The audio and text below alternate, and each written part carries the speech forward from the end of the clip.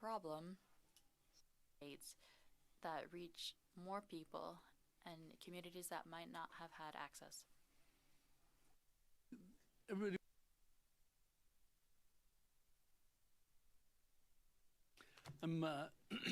excuse me. I just want to turn briefly back to the media accreditation issue and the post-debate media scrum that I think everybody would agree with you that it did not go well this last time.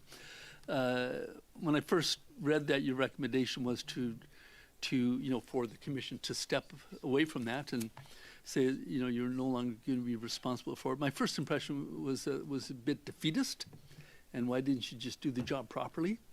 But I understand now also you're saying that never really was part of your task anyways. So my question is, why would you have tackled it? And related to that, did the commission organize post debate scrums in the 2019 and 2021 elections, and how did those go? So we did organize press conferences for the leaders after. There was not much controversy, even though we had the same kind of situation. Media organizations that others object to, and who actually managed to ask a lot of questions during the debates, during the press conferences. But this time there was we had more than 200 journalists, 60 organizations, and a huge press room where everything was happening. So I think part of what happened also in terms of the tension in the room was also explained by the fact that everything was centered in one single space.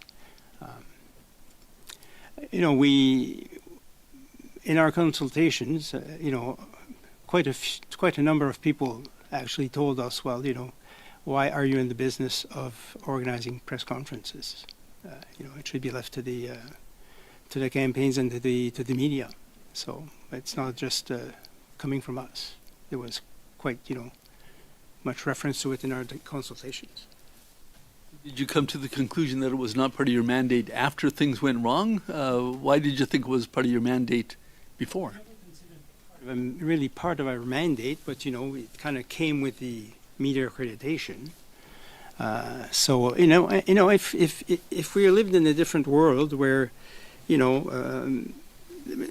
where there was consensus on what journalism is, what is a news organization, standards of journalism, it could be easier. But now we're in a situation where we have a lot of different players and who don't agree on the standards of journalism, and it creates a very unstable environment in some of these situations. And that's unfortunate, but that's a reality.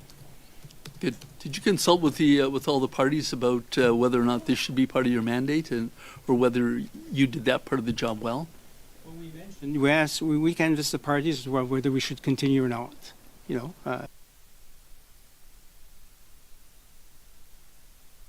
To do this, and some said yes, some said no, some were kind of indifferent. The commissioner, next time, for the next election, you will not organize the post-debate scrum, I take it. No, if I'm commissioner, but I assume there will be a new commissioner by the time we get there. You never know. For now, it's a recommendation. We have some votes coming up soon. For now, it's a recommendation to the next commissioner. Right, good. Do you still have a minute? Okay, good. So I'm going to go to the criteria for deciding who you invite to participate in the debate, which party leaders. You changed the rules mid-course, if my understanding is correct, in the lead up to the 2025 election debates. Perhaps you could say what was wrong with the old rules, what's good about the old criteria, what's good about the new criteria. After the 2021 debates, we did a post-mortem and we consulted widely on, these questions. And there was one thing that came up is that, we thought that and some other people agreed that the criteria were too based on past performance of parties. if you had elected one member of the party 4 years ago or at the last election, and if you had gotten 4% of the vote, you were in automatically to the debates. And we thought that we needed the criteria that measured the current strength of the parties to make sure that there are viable choices for voters in the current election. So what we did is that, instead of having 3 criteria, that any of the criteria could actually get you into the debate, we said, well, you'll need 2 out of 3 criteria. If you already have a member in the House, that's 1 point. If you have 4% of the vote in polling done at the start of the campaign, you're in if you have those 2 criteria. Or if you don't have that, well, if you have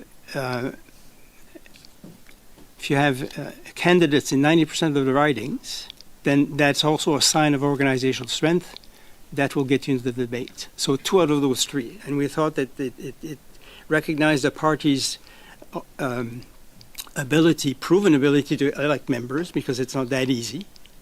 And secondly, it looked at the current strength of the parties. And combining both, I thought, was the best way of measuring a party's current viability in the campaign. We'll turn to Madame Brière, please. 5 minutes, s'il vous plaît.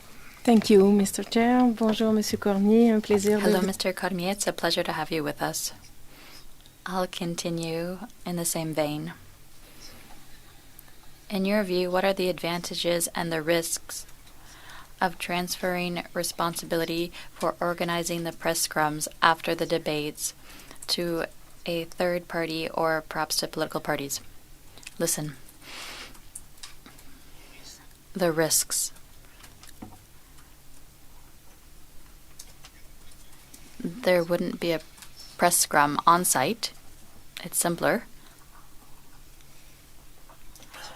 For the rest, it would be up to the other organizations, to political parties to do so. I don't see a major risk. The journalists that follow the campaign have access to party leaders all of the time. I don't think there's a democratic deficit there. Questions will be asked of the leaders every day on the election trail. There are scrums and press conferences with the party leaders. So at the end of the day, I don't think it will change very much in terms of the information available from party leaders to journalists. Does it not concern you that it could compromise transparency, or, as you say, equitable access by journalists to party leaders, but especially on transparency? Listen, as I've already said, in a perfect world, it would be a pleasure for us to continue organizing these press conferences. But with the last experience we had, we're in a situation where the climate around this does not lead to an environment that is favorable for this type of discussion. So to us, it's not for us to make that decision, but we think it's the most reasonable decision in the current situation. You don't see other options? You've decided to set that aside at the outset, to not hold the press conference. Do you have an advisory council? Were there discussions around this decision?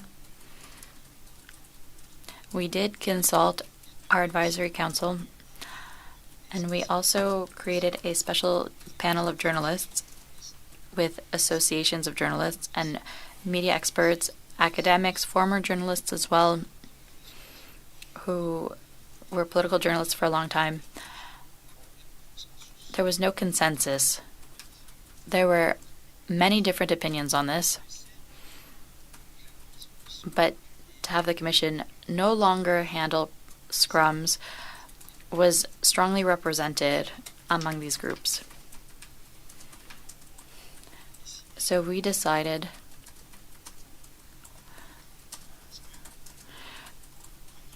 Because when a question like this becomes so controversial, it has an impact on the debate themselves, and we want to prevent that. So if we could guarantee a climate for the press scrums that's good for broadcast, we would do so. But we don't feel we're able to run the risk every time to have it go poorly. Thank you very much. You said in your opening remarks that the leaders' debates is a democratic exercise and that we need to reach as many Canadians as possible. Is it okay? The numbers show there are more Canadians who listened and watched the debates, and a high percentage of Canadians feel that the debates are important in the election process. One of the parts of the mandate of the Commission is to organize the debates in both official languages. You held the debates in more than the 2 official languages, with several Indigenous languages and other languages as well. We saw in the report that procurement here supported some costs for translation, and that in the future they would ask for all of the costs related to translation. How can we improve the cost here and the broadcast in a number of languages? And I'd like to hear about the choice of the 15 languages. In fact, we're trying to see if there are other options than the Translation Bureau from the federal government. We've already been able to reduce the costs through talks. For example, we have to, for the translation of the debates, have interpreters come from all over the country, including the north. Do we have the technological means to do things differently? That's one of the questions we're asking, that we will ask to different stakeholders. As I've said, translation is a significant expense. It's very important. So we're looking for all of the means of reducing the cost without reducing the service to voters. For the choice of languages, with Indigenous languages, we consult Indigenous groups to see which languages would be most beneficial for interpretation, so we don't do that alone. We also have our advisory body with Mr. Larose from APTN, who has a lot of experience in broadcasting with all of the Indigenous communities in the country. So we really turn to experts on Indigenous issues for the choice of languages. And we talk to CBC and Radio Canada. They also have connections with Indigenous groups.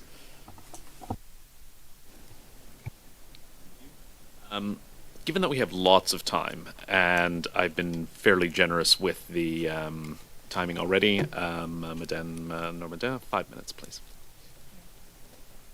J'aimerais encore revenir sur la question des experts. I'd like to talk about experts again, because you've answered a question from Madame Briard.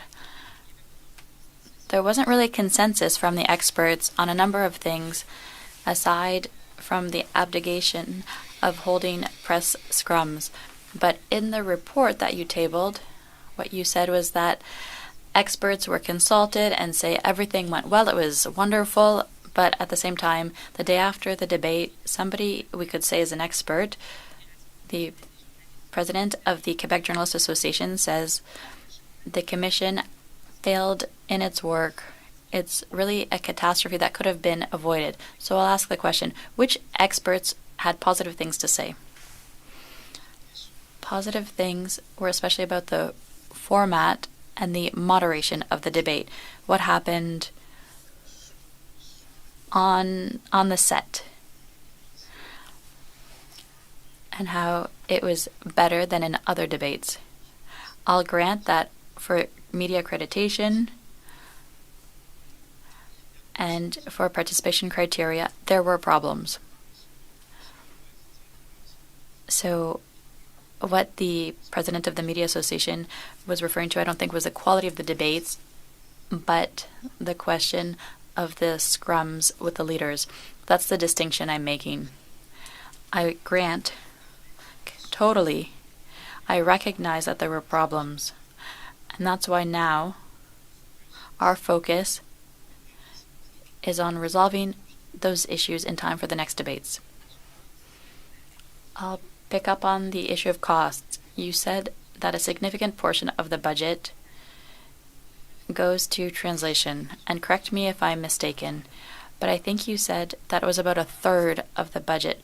Given that you received $3.2 million for the last round of debates, were translation costs $1 million? No, they were about $500,000 for the first two debates. The budget for the debates was $1.7 million for the production. So that's what's allocated for the production of debates. And this time, with the reduction of costs in production, the total cost was about $1.1 million. So we think it's progress, which we hope to continue the next time. And for the other portion of costs, in a non-election year, there are salaries, $600,000 per year approximately. And in the report, it's indicated that it's used to organize symposiums. I'd like to know more about that and exchanges of good procedures. So could you give some examples of what you've heard during symposiums? Communication with other people, talking about good procedures. What has been retained from that? Well, we hold consultations after the debate, and then we continue consultations with experts in political behavior and who can guide us in some decisions. And we also participate in discussions with an international organization called Debates International in Washington. There are about 30 countries that organize electoral debates. That's done virtually. And we exchange notes, advice, practices, because there are many people who hold debates around the world. So we draw inspiration from the best practices to continue to improve debates here. And within those discussions, was there a talk of press scrums with experts, and what were the recommendations from other countries? I don't want to say too much, but very little or few countries hold press conferences after the debates. It's very Canadian. Okay.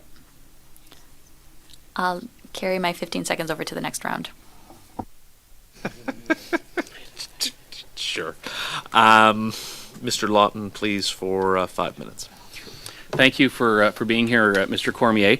So the Leaders Debates Commission was established in 2018. So in the last 7 years, how many events has the commission hosted? In debates? Yes. 3. 2019, 21, and 25. Okay. But each debate has actually had 2, an English and a French. Yes. So 6. Yes. So you've done 6 things in 7 years, correct? We've organized 6 debates in 7 years. Okay. And what do you do on a given day? Pardon me? What do you do on a given day? On a given day? Yes. Well, we have weekly meetings we have a small staff. Mm-hmm. A full-time person who actually does the accounting, finances, administration, and a lot of other stuff. And I'm part-time, and we have another part-time employee who actually helps us with on an hourly basis. And what's your salary range that's been established by the Order in Council? The salary range? Well, you can offer your specific one, but I know that the range is what's publicly available. I don't know the full range of it. Okay. I know what I'm paid. Okay. Are you open to sharing that with the committee? Well, I don't know if it's privileged information from Human Resources. I actually don't know. Okay, when you were appointed, as I understand it, the range that the Order in Council stipulated was $160,000, I believe, to $190,000. Does your salary for your part-time job fall within that range? Yes, Okay. but I'm not paid the full amount. I've been paid for 2 days a week. Okay. So So it's- your commission hosts a meeting a week. What else do you do? We after each debate, we actually do consultations. We just published a report that is required by our mandate. We prepare for the next debates. We review the participation criteria. In this case, also the media accreditation policy. We hold consultations on some of these questions, and we prepare also the contracting. The contracting for the next debates is always a complicated and arduous task because we go through PSPC rules. So there's enough for us to actually be to be busy enough. And like I say, we are also, for the last 3 cycles, we've been in minority government situations where we have to be on call in case there is a debate. In case there is an election. So that's. If there had been a majority government elected, or a situation such as was the case after 2021, where there was a de facto majority government for a period of time, you would have 4 years. That is, at one meeting a week, that's about 200 meetings you would have achieved. So that's something. But what else would you have done in a 4-year period, especially the 3 years between an election and the year before the following election? If we were in a majority government situation, we could very possibly, the government could very possibly decide that the debates commission will be suspended for 1 or 2 years. That actually happened after the 2019 election, but then we had to be called back quite quickly because we were in a minority government situation and the government could fall any day. So, of course, if there's a majority government, then I think you could revisit that part of it. I'm just having trouble understanding what exactly it is you do here. Because we have a situation in which if the Leaders' Debates Commission were to go away right now, and there was no commission in 2015, it wouldn't mean we would have no debates. In 2015, there was a Maclean's debate, there was a Globe and Mail debate. We had no shortage of debates. And I believe it was another committee, previously heard testimony from Paul Wells, who was involved with the Maclean's debate, who I believe said they could have had 60 of their debates for the price that your organization did one. So why is this necessary, and why is it necessary even between elections to have this commission? Maybe you should put that question also to the government. We execute the mandate that we're given with the resources that we're given. I think the Debates Commission has brought stability to the environment. I was in the 2015 debates organization, which was quite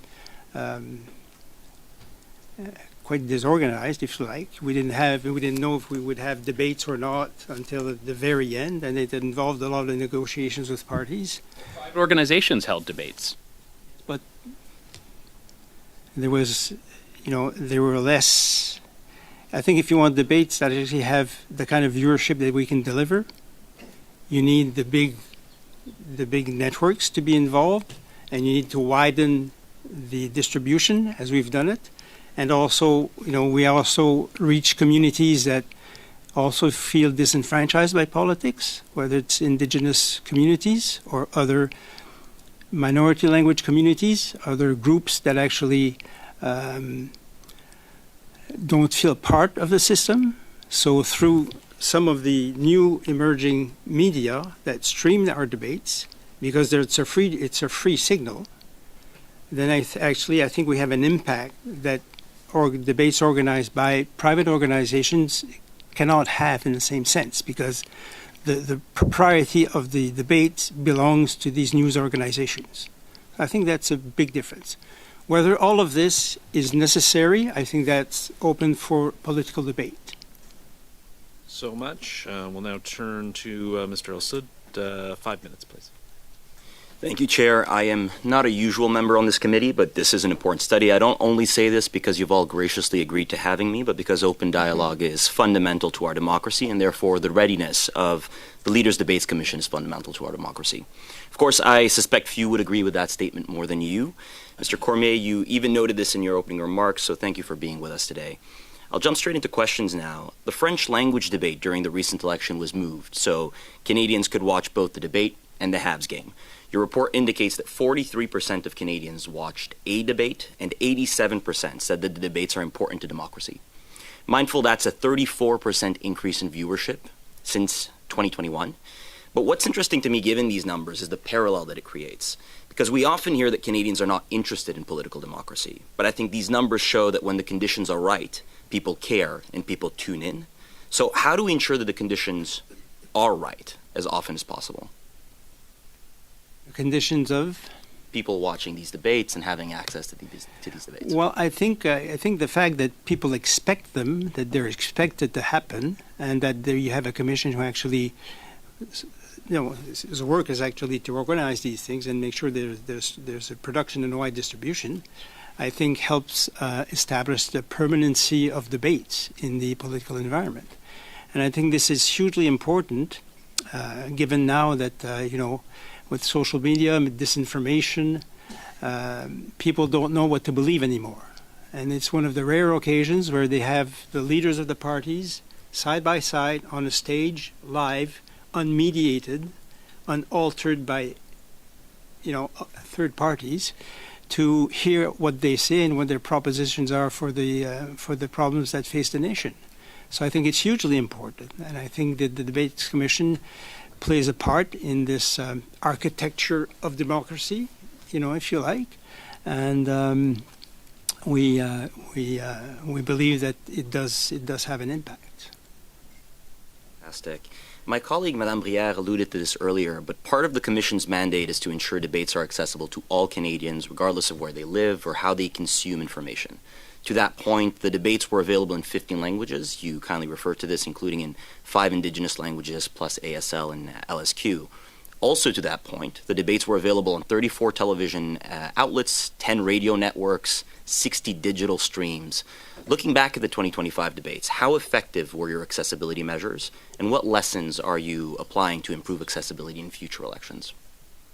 Well, there were, like I said, I think the big change now in the last election is that people now get information from more than just the mainstream media. I mean, mainstream media is still hugely important and is still the biggest part of the audience. But at the same time, where we can grow the audience is with different streaming models. We had, radio networks who didn't usually broadcast the debates who did this time. We had a lot of smaller digital medias who reach, like I say, communities that don't always feel concerned by politics. So widening this interest and this buy-in and this confidence in the debates, I think, can actually work in favor of trust in the political process, hopefully. In prior contexts, you've mentioned that the debates must meet Canadians where they are, including in online spaces that didn't exist a decade ago. You've alluded to this just now.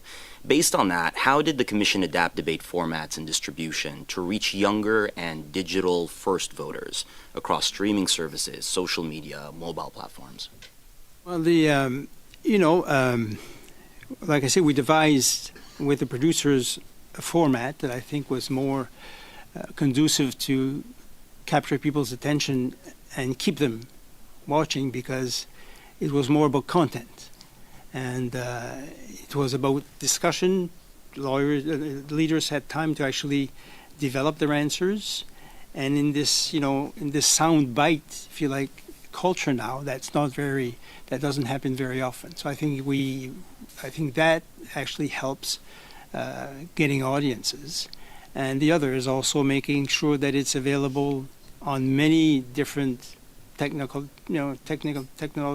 platforms, whether it's YouTube or others, or TikTok or others, and on streams of groups that are actually more in tune with these new demographics, these young people who actually get informed not the same way I do, traditional media, but on new media. So, our intention is to keep growing that community of broadcasters, of streamers, to actually increase even more both the availability and the viewership of the debates in the next cycle.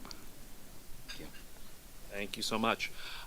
Just for our witness, I know we had discussed the possibility of a short break at noon. However, we will go through, I think there is consent amongst the parties to just do one more round of questions, and so we'll, I believe, just power through. So we will go to Mr. Lawton for 5 minutes, please.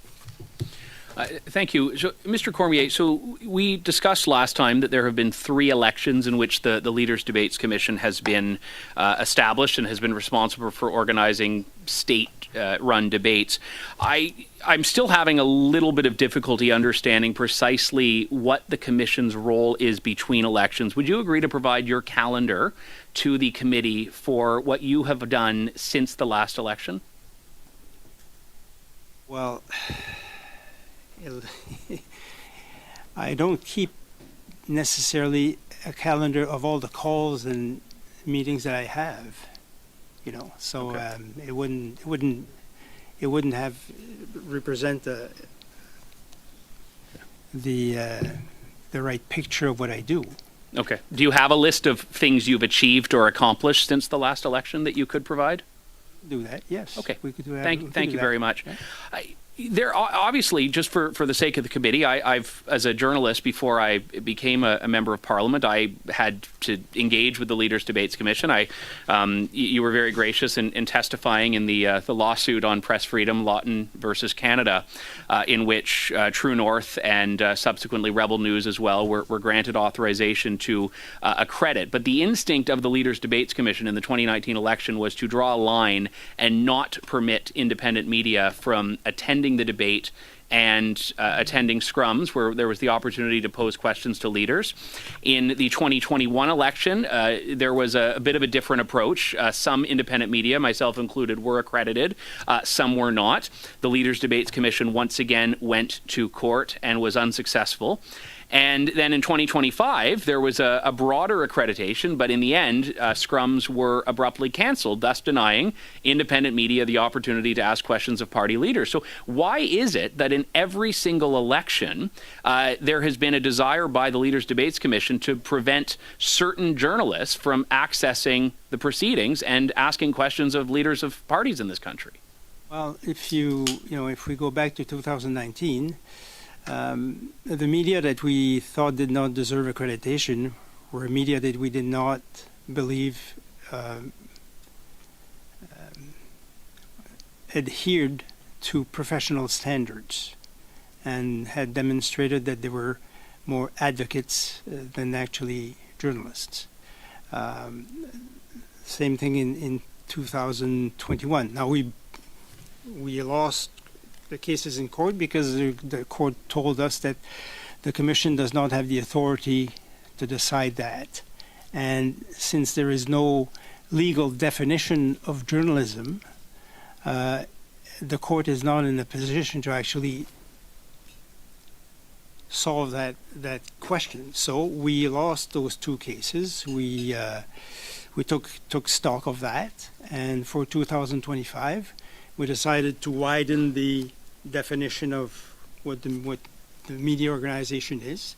If you produce content on Canadian affairs, you're in. So that's on that basis that we actually admitted the media. But anyone can watch the debate on YouTube or on television. The critical difference between being accredited as a journalist by the Leaders' Debates Commission and not is access to the scrums. Now, I understand you're moving away from scrums in the future, but that is precisely the point here, where there was an opportunity to say Canadians deserve access to political leaders, and at every single election, the commission has put a barrier where only certain journalists, namely, elite parliamentary press gallery journalists, would meet the criteria of what you constitute as a journalist. And when everyone was allowed in, you canceled the scrums altogether. How is that keeping with transparency? We accredited 60 different media organizations this time, and a wide variety of new media.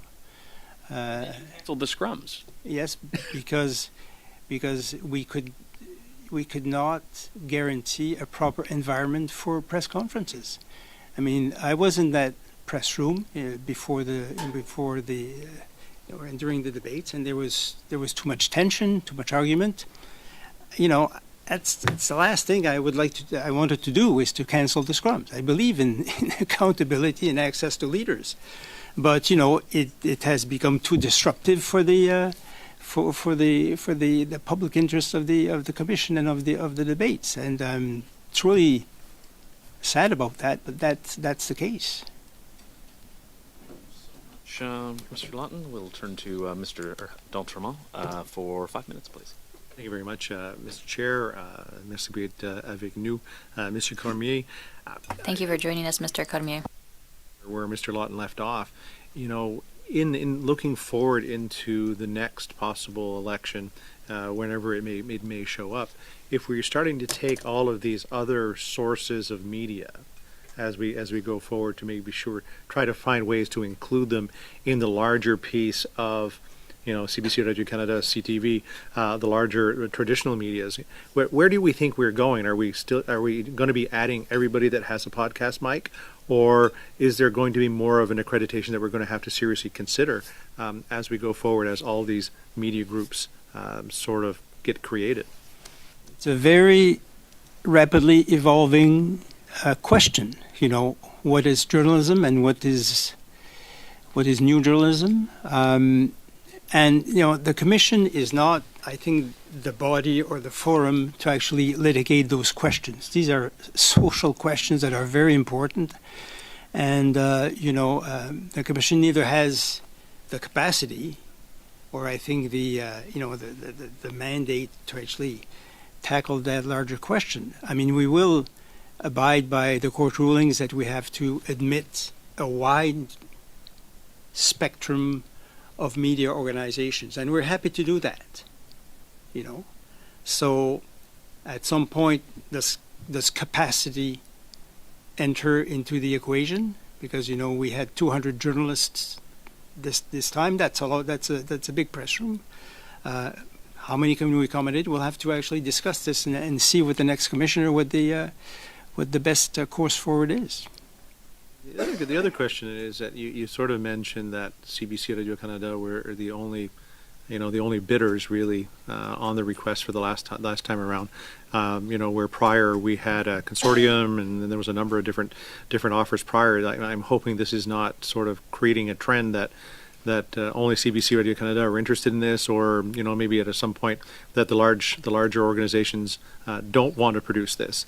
What could be the options here if CBC Radio Canada or one of the large TV groups decide not to produce something like this?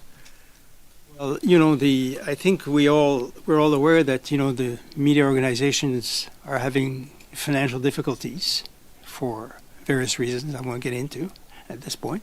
So I think it is a point to consider, you know, what effect does this have on the capacity of major networks to actually continue to produce the debates.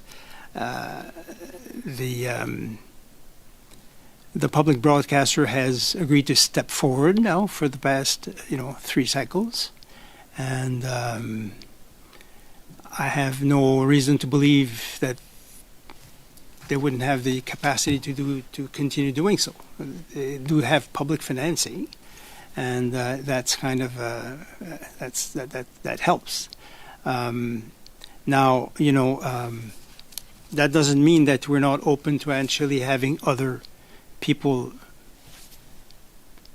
apply to produce the debates. It's an open process, you know, and there's a very thorough process to go through to have proved technical capacity, experience, and other criteria to make sure that, you know, the debates can reach the maximum number of people and be produced, you know, professionally. So, no, we'll have to evaluate if these hypotheses come to pass. But, you know, it is a very unstable environment, the media environment now, and people make choices that they have to make.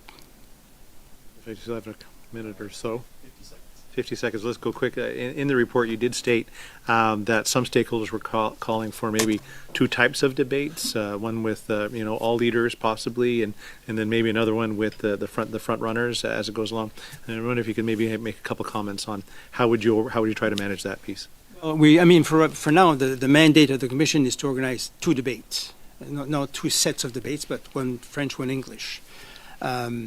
We've had some consultations, and especially calls from a lot from the public who would like to have more debates. But that in consultations with the parties and with the media and others, we didn't gather much enthusiasm for another set of debates, because campaigns are short. If they're 5 weeks, two debates would take the best part of a whole week of campaigning. These issues we have to actually consider. But for now, we don't have the mandate to do so. So it's not on the table. Madame Normandin, 5 minutes, s'il vous plaît. Madame Normandin, 5 minutes, please. Thank you very much. I'd like to talk about the questions raised by my colleague, the necessity or not of having a commission that's active between elections. You mentioned that there are logistical issues that were problematic in organizing the most recent debates. So the cancellation of Mr. Pedno's participation, everything that had to do with the press scrums, the change in time at the last minute because of the hockey game, communication that wasn't easy with parties. I want to highlight that because it was raised a lot internally. My understanding is that despite the fact that the commission has existed throughout the year, even the year prior to the debates and the year before that, that didn't prevent the logistical problems. And in regards to the quality of the content, we saw in the past with private chains, it was organized pretty quickly. They were able to prepare quality debate quickly. So what is the added value of having a commission that is active between elections, given that logistically it didn't change anything and the content could have been just as good, because in your view the content could have been just as good if the commission was activated when the election was called? Listen, I've already said what I think is the value of the commission. We do things that private broadcasters might not have the means to do. Make the debates available in Indigenous languages and other languages, have a much larger distribution network, because that's the mandate of the commission, that the debates be available free of charge to anybody who wants to broadcast them, and that increases the reach of these debates. And we continue to hold consultations and conduct research on key issues, on participation criteria, on the behavior of voters, to have a basis for better practices. So I think the commission has value between elections. We always seem to be in a situation with a minority government where we need to be ready as soon as an election is called. And so there needs to be some presence with the commission between election cycles. If ever there's a majority government, the question will be raised and that discussion can be had. A criteria I seem to have used in regards to the quality of the debate is the number of viewers. But there were many viewers, perhaps because of the controversy around the debates. The day of the debate, it was in the media. There were cancellations, the press scrums wouldn't be held, and that drew people's attention. Do you not think that increased viewership of the debates? Look, I don't know. That wouldn't be my first thought, to increase viewership, to have controversy. Listen, I think people are very concerned about political issues. Currently, there was a great deal of interest in hearing political party leaders on fundamental issues that concern them. So I think there was that need to have information from party leaders. And something else I dare to believe, it's the only occasion, or just about, where people have access to the leaders to see them answer questions for more than 3 or 4 seconds, to see them discuss between themselves directly without it being changed by platforms or other actors. I think people turn to those moments, and we see that debates are becoming more and more crucial in election campaigns. So I think all of that points in favor of having a structure to support the organization of the debates. A last question quickly. You said that it doesn't cause a democratic deficit to not have a press scrum following the debates. I'm uncomfortable with that because it's the only opportunity where journalists can ask questions to party leaders after they've questioned each other. There's no other opportunity during a campaign, even if there's a bus following the parties. Not all media have the ability to follow parties on the campaign trail or to be with all of the parties at one time. Don't you think there's an added value to having a press scrum following the leaders' debate? I grant that in a perfect world, I'm in favor of scrums on site after the debates. Scrums organized by parties wouldn't reach as many journalists. That's clear. In a perfect world, I would support that process. But we're faced with a situation where we don't feel we're able to guarantee an environment that is calm enough for press scrums with party leaders, and it would be counterproductive at this time. So it's not that we're pleased with this conclusion. It's not that we're saying there's no loss in access to the leaders. There is. But with access to the leaders, we have to look at what happens during the rest of the campaign. And that's why I mentioned that reality.